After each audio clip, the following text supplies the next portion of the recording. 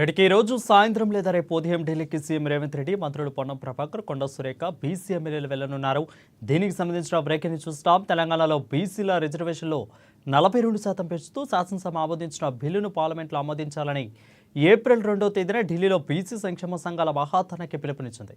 ఢిల్లీలో బీసీ సంఘాల మహాధర్నాలో పాల్గొని సాంఘీభావం తెలపనున్న ఏఐసీసీ అగ్రనేత ప్రతిపక్ష నాయకులు రాహుల్ గాంధీ, కేఐసీసీ నేతలు ఈ నేపథ్యంలోనే ఢిల్లీకి వెళ్లనున్నట్లు తెలుస్తా ఉంది.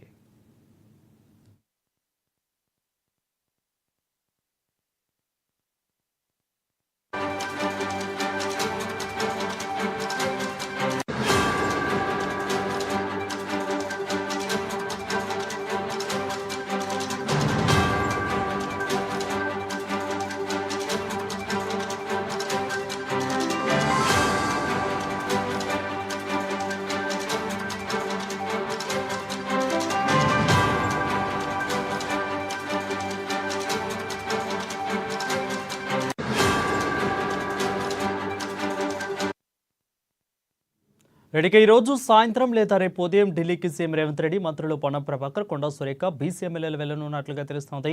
తెలంగాణలో బీసీల రిజర్వేషన్లు 42% పెంచుతూ శాసనసభ ఆమోదించిన బిల్లును పార్లమెంట్లో ఆమోదించాలని ఏప్రిల్ 2వ తేదీన ఢిల్లీలో బీసీ సంక్షేమ సంఘాల మహాధర్నాకి పిలుపునిచ్చింది. ఈ నేపథ్యంలో కూడా వెళ్లనున్నట్లు తెలుస్తోంది. దీనిపై మరింత సమాచారం మా ప్రతినిధి హరీష్ లైవ్ ద్వారా అందిస్తారు. హరీష్, చెప్పండి, రేపు లేదా ఈరోజు సాయంత్రం అయితే వెళ్లనున్నారు. ఎవరెవరు వెళ్లే అవకాశాలు ఉన్నాయి? ఎన్ని గంటలకి ఈ యొక్క ధర్నా జరిగే అవకాశం ఉంది? రైట్ వరుణ్, ఇక ఢిల్లీలో సంబంధించి కూడా బీసీల పూర్గర్జనకు సంబంధించి కూడా బీసీ సంఘాలు సంబంధించి కూడా పిలుపునిచ్చాయి. ఈ ఏదైతే బీసీ కులగణనకు సంబంధించి బీసీలకు 42% సంబంధించి కూడా విద్యా ఉద్యోగం సంబంధించిన రాజకీయ రిజర్వేషన్లు ఇచ్చేందుకు కాంగ్రెస్ ప్రభుత్వం మొన్న శాసనసభలో సంబంధించిన బిల్లు పెట్టింది. ఆ బిల్లుకి సంబంధించి కూడా ఆమోదం పొందిన నేపథ్యం ఉంది. ఇక దీనికి అఖిలపక్ష నేతలు కూడా మద్దతు పలికిన నేపథ్యం కనిపిస్తూ ఉంది. ఇక మొత్తంగా ఈ బిల్లుకు సంబంధించి కూడా పార్లమెంట్లో ప్రవేశపెట్టాలి.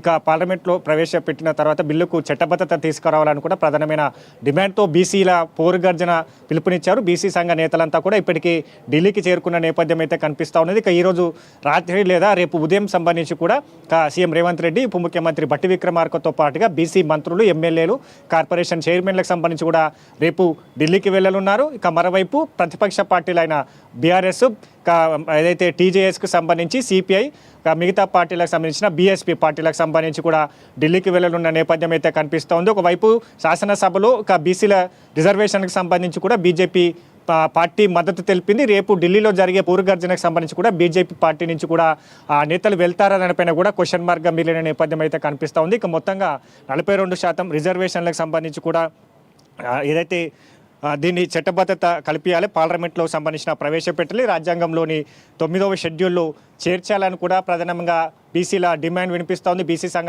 నేతలంతా కూడా ఢిల్లీకి వెళ్లారు. ఈ అంశం పైన కూడా అగ్రనేత రాహుల్ గాంధీ సంబంధించి కూడా పాల్గొనే నేపథ్యం ఉంది. కాంగ్రెస్ పార్టీ అధిష్టాన పెద్దలు కావచ్చు. ఇక మరోవైపు ఇప్పటికే తమిళనాడుకు సంబంధించి కూడా 50% బీసీల రిజర్వేషన్ ఇచ్చిన నేపథ్యం కావచ్చు. ఇక రేపు సంబంధించి కూడా అధికార పార్టీ సంబంధించిన నేత కనిమొళి రేపు కూడా ఈ బీసీల పూర్వగర్జనకు సంబంధించి కూడా జంతర్ మంతర్ వద్ద జరిగే బీసీల పూర్వగర్జనకు సంబంధించి కూడా పాల్గొంటారు.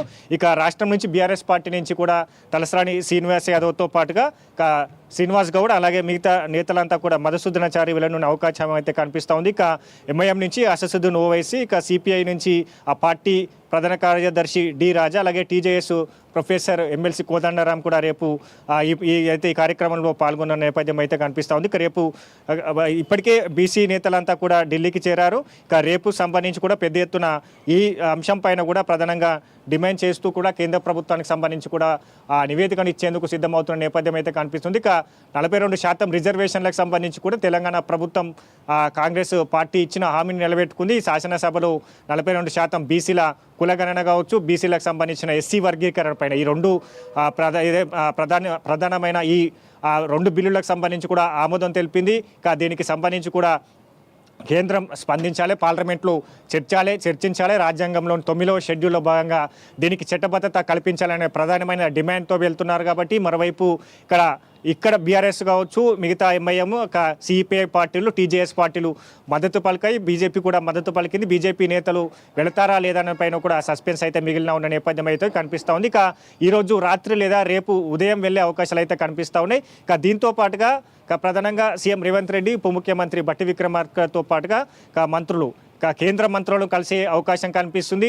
కేంద్ర మంత్రులకు సంబంధించి కూడా ఈ అంశం పైన కూడా చర్చించే అవకాశాలు అయితే కనిపిస్తూ ఉన్నాయి. ప్రధానంగా ఈ కులగణనకు సంబంధించి కూడా ఆమోద ముద్ర పడాలి, పార్లమెంట్లో దీన్ని ప్రవేశపెట్టాలి, దీనిపైన కూడా చర్చించి ఆమోద ముద్ర వేసేందుకు కూడా కేంద్ర ప్రభుత్వం సహకరించాలని కూడా కేంద్ర మంత్రులను కోరే అవకాశం అయితే కనిపిస్తూ ఉన్నది. కాబట్టి ఇప్పటికే బీసీ నేతలంతా కూడా, బీసీ కుల సంఘ నేతలంతా కూడా వెళ్ళారు. ఈరోజు సాయంత్రం సంబంధించి కూడా బీసీ మంత్రులు, ఎమ్మెల్యేలు కూడా ఢిల్లీకి వెళ్ళే అవకాశం అయితే కనిపిస్తుంది. వరుణ్, రైట్ హరీష్, అయితే ఈ రకంగా రాష్ట్రీయ పరంగా ఓకే, బట్ అక్కడ నేషనల్ పరంగా వచ్చేసరికి ఎంతవరకు సపోర్ట్ ఉండబోతుంది? బట్ ఇది రాష్ట్ర ఇష్యూ, బట్ నేషనల్ పరంగా ఏమైనా సపోర్ట్ ఉండబోతుందా? ఆమ్ ఆద్మీ పార్టీ, అదేవిధంగా తృణమూల్ కాంగ్రెస్, ఇటు పక్క డిఎంకే, అన్నాడీఎంకే, అదేవిధంగా సిపిఐ పార్టీ లాంటి ఏమన్నా సపోర్ట్ చేసే అవకాశాలు ఎంత మేరకు కనిపిస్తున్నాయి?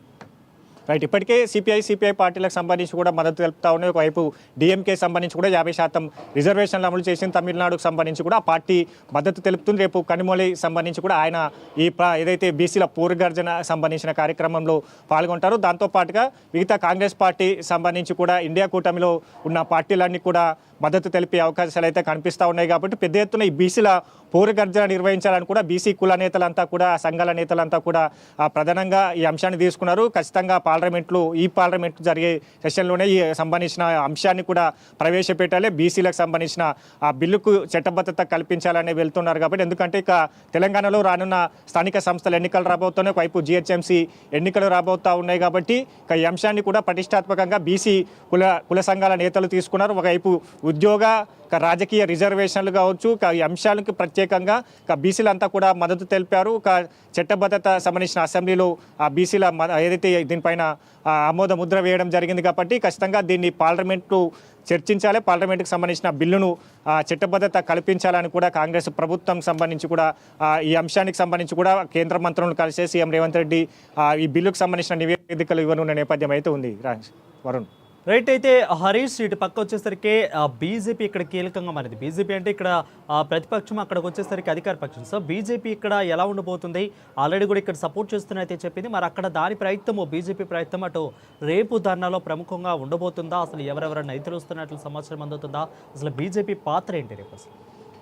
రైట్, అంటే ఇప్పటికే ప్రతిపక్ష పార్టీలు అయిన బీఆర్ఎస్ కావచ్చు, సిపిఐ, ఎంఐఎం సంబంధించి మిగతా టీజేఎస్ సంబంధించిన నేతలంతా కూడా వెళ్తామని కూడా చెప్పారు. బీఆర్ఎస్ నుంచి కూడా మధుసూదన సరితో పాటుగా శ్రీనివాస్ గౌడ్ కూడా రేపు ఈ సభలో బీసీల పూర్వగర్జన సంబంధించిన కార్యక్రమానికి వెళ్ళనున్నట్టుగా తెలపడం జరిగింది. బీజేపీ నుంచి కూడా ఇప్పటివరకు అయితే ఆ నేతలు దీనిపైన స్పందించలేదు. ఒకవైపు రాష్ట్రంలో మద్దతు తెలిపినప్పటికీ కూడా కేంద్రంలో బీసీ కులగణన సంబంధించి కూడా దాన్ని మద్దతు తెలపకపోవడం కావచ్చు, ఇక కులగణనకు సంబంధించి కూడా పార్లమెంట్లో చర్చ జరపకపోవడం కావచ్చు, కాంగ్రెస్ ఎంపీలంతా కూడా ఈ అంశం పైన లేవనెత్తినా కూడా దానికి సంబంధించిన పార్లమెంట్లో చర్చ జరగకపోవడం కావచ్చు. ఈ అంశాలన్నింటినీ చూసుకుంటే రేపు బీసీల సంబంధించిన పూర్వగర్జనలో బీజేపీ నేతలు పాల్గొంటారా లేదా దానిపైన ఒక క్లారిటీ రావాల్సింది. ఒకవైపు ఇక్కడ మద్దతు తెలిపినా కూడా కేంద్ర మంత్రులతో, ఇక్కడ ఉన్న కేంద్ర మంత్రులకు సంబంధించి కూడా ఈ అంశం పైన చర్చిస్తారా అనేది పైన కూడా ఒకటి క్లారిటీ అయితే రావాల్సి ఉన్నది. వరుణ్, రైట్, అయితే హరీష్, ఒక విధంగా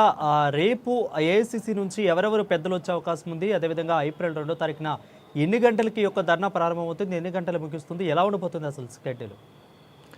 రైట్, రేపు 10 గంటలకు సంబంధించి కూడా ఈ కార్యక్రమం ప్రారంభం కాబోతున్నది. దీంట్లో ఏఐసిసి అగ్రనేతలు కూడా పాల్గొనే అవకాశం కనిపిస్తుంది. ఒకవైపు రాహుల్ గాంధీతో పాటుగా ఏఐసిసి అధ్యక్షుడు మల్లికార్జున ఖర్గే, అలాగే కేసీ వేణుగోపాల్ జనరల్ సెక్రటరీతో పాటుగా కాంగ్రెస్ పార్టీ అధిష్టాన పెద్దలతో పాటుగా ఇక స్టేట్ నుంచి సీఎం రేవంత్ రెడ్డి, ఉప ముఖ్యమంత్రి, మంత్రులంతా వెళ్తున్నారు. కాబట్టి పెద్ద ఎత్తున ఇతర రాష్ట్రాలకు సంబంధించి కూడా కాంగ్రెస్ పార్టీ నేతలు రాబోతూ ఉన్నారు.